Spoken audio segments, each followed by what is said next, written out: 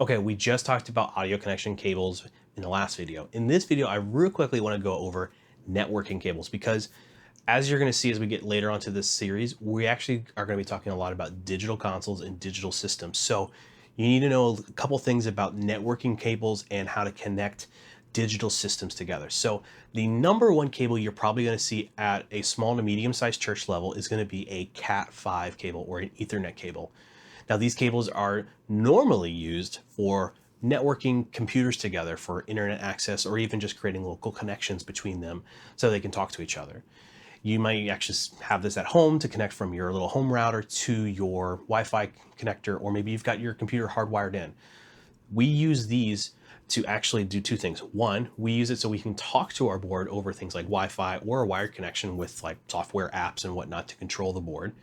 But we also can use it for sending audio over the network. Now, this is usually its own dedicated network. I usually always advise that everyone use a dedicated network for these kinds of things, unless it's a specific protocol that requires its own connection direct to the devices. So, for example, I'm aware that the Allen and Heath SQ series boards, they have their own protocol that they run. So you have to go from their boards to either their network hub switches that they provide or directly into their stage boxes.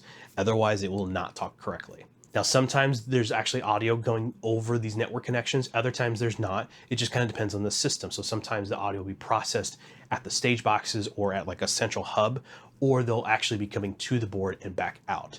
In the instance where it's actually coming over the network, you may have heard of something called Dante. Dante is a very popular audio networking transfer protocol that we can use to capture, to send audio, to return audio, to pick it up. We can actually find audio stage boxes that actually use Dante in them.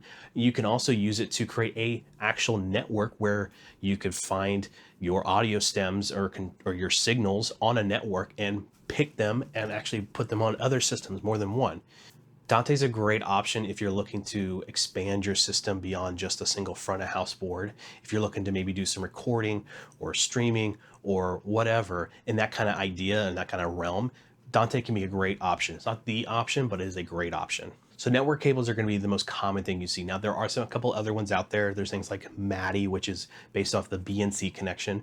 You may also hear things like AES EBU, which is actually using an XLR connection. These are other ones that you may see in more bigger consoles and larger scale systems. And I'm actually not going to talk about them in this video series because it's not one I'm familiar with because I don't use it. However, if you want to learn more, there's some links in the description below here in this video where you can learn more about these connections and how they can be used in your system if you happen to have them.